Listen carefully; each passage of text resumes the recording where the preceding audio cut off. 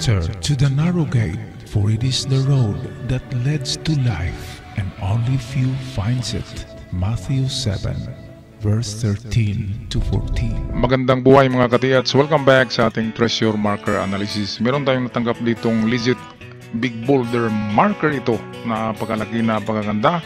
Malaking deposito ang meron dito. Bago tayo magpatuloy, shout out muna tayo kina Glenn Mario Wewing Roselio, Archie Supinaski, Jeric Manlumahay, Banakon na Big Five, Maglantong Greg, Elmer Luzano, Ronnie, shout out din kay Sanusi, Antanani, Cirilo Jaom, Joseph Nogaliza, Edil Burga Kayanong, Robert Cabunilas, Jero Mendoza, Archie Batak, Turio Busao, LJB Misor, Dennis Mordino, kay Desiderio Lamsin, Mamoromar, shout out din kay Jero Mendoza, Alexander Hubay, kay Joel Bravo Labustro, Princess King, at sa mga hindi nabanggit ng mga pangalan, shout out sa lahat. Tayo na ngayon magpatuloy sa analysis natin.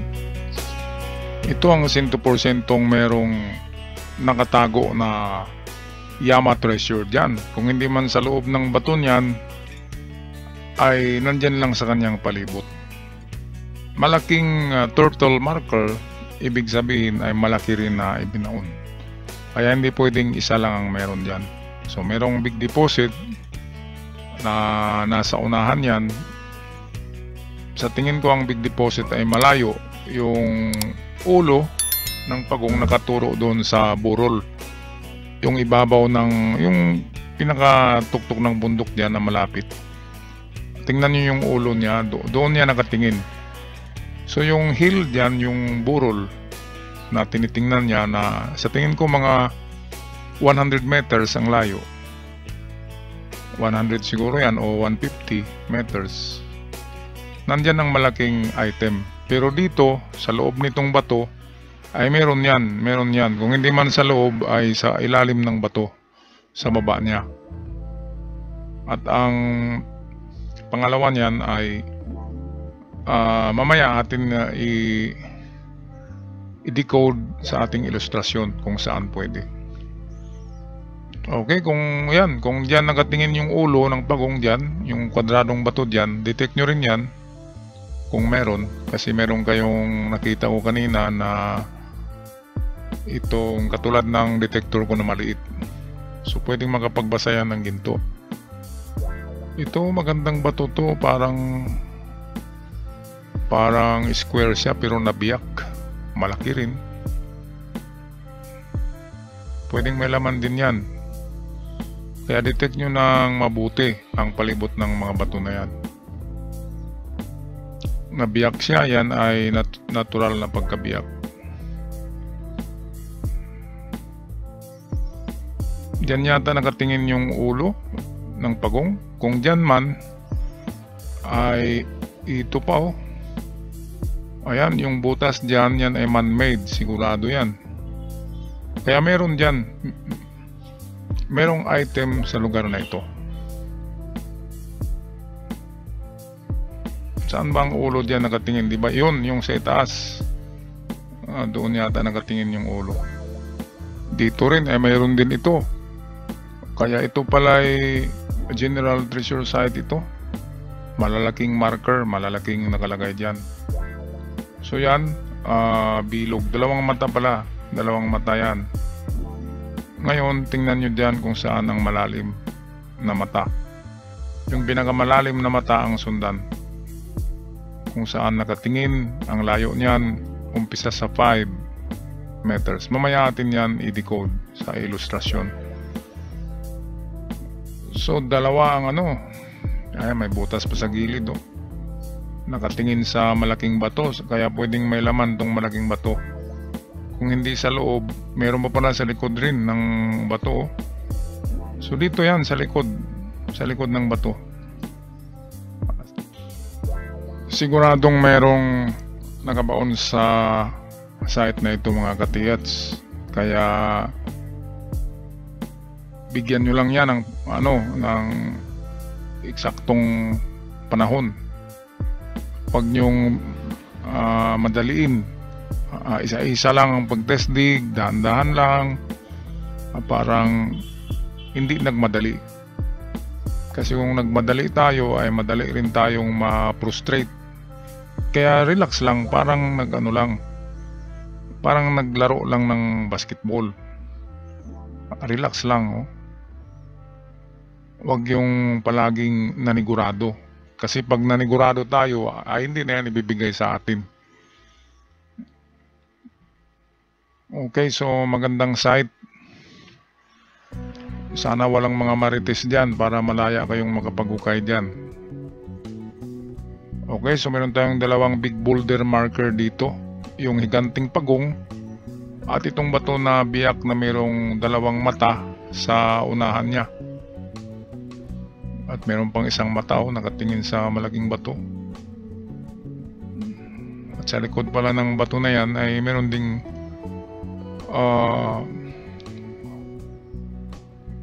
merong malaking dot doon, kaya pwedeng meron din doon. Alright mga ka-TH, medyo matagal-tagal na rin tayo na hindi nakapag-focus sa ating treasure marker analysis portion. Okay, kaya ngayon balik muna tayo sa ating treasure marker analysis for about 1 week. Okay, so anong meron dito? Napakalaging higanting pagong, higanting turtle na walang kamay, ulo lang, merong mata. So kapag ganito na malalaki, ito'y marker talaga ito. Pero hindi ibig sabihin na nandiyan na sa kanya. Pwedeng nasa unahan ito. Halimbawa, hatiin nyo muna ito by feet. So sabihin natin ilang foot ba ito? 3, 4, 5, 6, 7, 8, 9, 10, 11, 12, 13, 14, 15, 16, 17. Nasa 30 feet yata ito. So 30 feet, ilang inches ba yan? So 1 foot is 12 inches. 12 inches times 30 is magkano ba? So 30 feet ito sa sa estimate ko lang yan, pero sukatin niyo ang haba nito. Kasi yan ang distansya doon sa unahan na pwede niyong, so hatiin nyo sa foot, and then 12 inches ang 1 foot. Ngayon sabihin natin na 40 feet yan. So 12 multiplied by 40, 8, 4. So 400, napakalayo. 480 inches convert to meters. So meron tayong approximately 400 meters distance. Pwede yan. Kasi merong mga nakukuha na malalayo talaga. Halos isang bundok ang pagitan. Pero malalaking marker na ganito. So ayan, tingnan nyo, 400 meters sa unahan ito. Kung saan nakatingin yung ulo na yan. Kanina sa video na may nakita ako na parang bundok doon sa unahan na may ganyan. Parang may burol siya. Mga ka-TH, kung yan yung tinitingnan nito, kung 400 meters ang distance nun, doon ang pinaka big deposit. Pero dito sa malapit ay meron din siya, katulad nito. Ito, parang triangle yan. Ang triangle sa mga bato ay pwedeng treasure under or treasure inside the rock. So pwedeng may laman yan. Kaya pukpukin nyo ng maso na malakas na pagkapukpuk. Mabubutas yan kapag may patsing ng simento. So itong triangle, nagsasabi lang ito na mayroong treasure dyan sa bato. Kung hindi man dito na bato, kung hindi itong malaking bato, ay sa harapan yan. Tingnan nyo kung anong meron sa harapan yan. Kung may bato diyan na malaki rin, ay pwedeng doon. Ito naman, ito ay nagsasabi na mayroon something in 5 meters. Kaya dito sa harapan niya, mag-test dig kayo sa 5 meters. Test dig lang ng 2 meters. Baka yan na yung giveaway niya. Kasi ito'y bilog. Ano yan parang trumpa yan. Kung side view yan, nagaganyan yan na pagka butas. So parang trumpa siya, ibig sabihin ng trumpa ay ganito yan. So kung trumpa na butas yan, ay ganyan yan. So meron siyang angle of view. So ito yung angle. Ito yung i-search nyo. So ilang test dig ba yan? Mga 3. Sa 5 meters distance. So lakyan nyo lang ang gawa kayo parang kanal sa 5 meters dyan. Okay. So pwedeng merong dalawang maliliit na nakatago dito mismo. Pero yung malaki, yun yung 400 meters approximate ang layo. So tingnan nyo kung anong meron sa 400. Kung yung burol ba ang tinuturo yung tuktok ng bundok na maliit. So nandun sa tuktok, sa burol na parang siupaw, ang hugis nandoon yung big deposit. Pero panghuli na yun, unahin nyo muna ang giveaway para mayroon kayong panggasto. Malalim ang mga big deposit at magastos. Okay, ito naman. Ito yung isa na bato. Hindi ko alam kung anong layo ito galing sa turtle. Pero kung dito nakatingin yung turtle, ay jackpot na ito. Ngayon, merong dalawang direksyon ito. Dalawang mata kasi ito. So, sundin nyo lang itong mga mata. Pareho kasi ang to. Ito dito nakatingin. Ito naman isa ay dito. Ngayon, sa pagkilatis niyan, tingnan nyo kung ano ang malalim. Alin sa dalawang mata ang malalim talaga na pagkabutas. Yun ang sundan nyo. Halimbawa, ito yung malalim. So, galing sa mata, ito gamitin natin ang 357 para walang kawala. Kasi kung mag-umpisa tayo sa 5, ang mga karamihan ng butas ay 5 ang niyan, distansya. Pero minsan mayroong adjustment yan, pwedeng malapit lang. So 357. Kung wala sa 5 ay diyan talaga yan sa 7. At kung wala rin ay mag-adjust sa 3, bali pabalik. So ganyan lang yan. So para medyo makasigurado, unahin nyo yung pinakamagandang distansya, ang 5. At kapag wala, adjust sa 7, and then adjust na naman sa 3. So ganito rin ang gawin dito sa kabila. Ito 357 din ito. Ganyan talaga sa treasure hunting. Wag na kayong mga katiyats ng scanner. Ganon din, scanner at analysis natin, malapit lang yan. Naano ko na yan sa mga ini-scan ko na lugar. Bago ako mag-scan, analyze ko muna.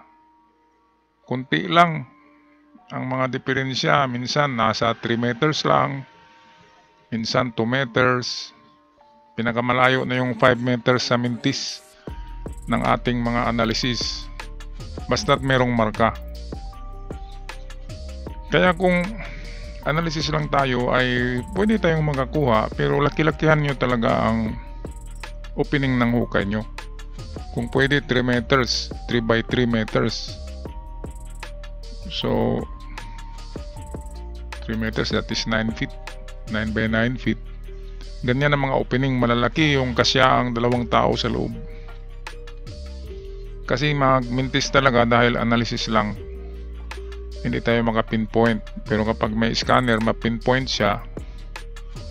Pero milyones naman ang halaga ng scanner.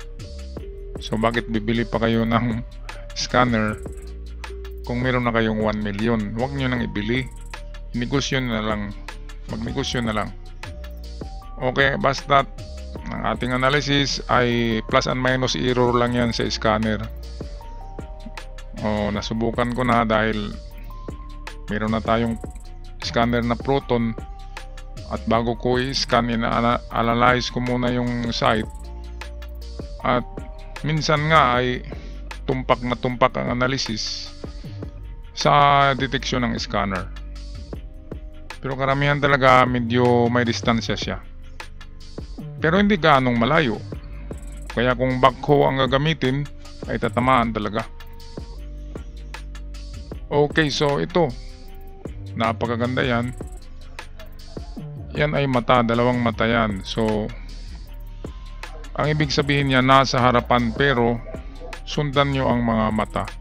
Kasi iba-iba yung tinitingnan ng mga mata, hindi isang lugar. Pero sigurado nasa harapan lang ito.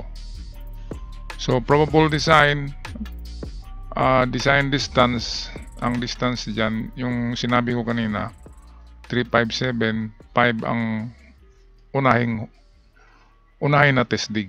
And then adjustment lang yun, 3 at 7. Okay, at meron akong napansin sa isa sa mga bato dyan. Ito yung bato na may dalawang mata. So doon niya nakatingin, yung isa dito. Pero likod pala niyan ay meron na naman. Ito yung man-made dito, malalim to. At nakatingin siya dito sa bato. Ngayon, siguraduhin nyo itong bato na wala talaga dyan.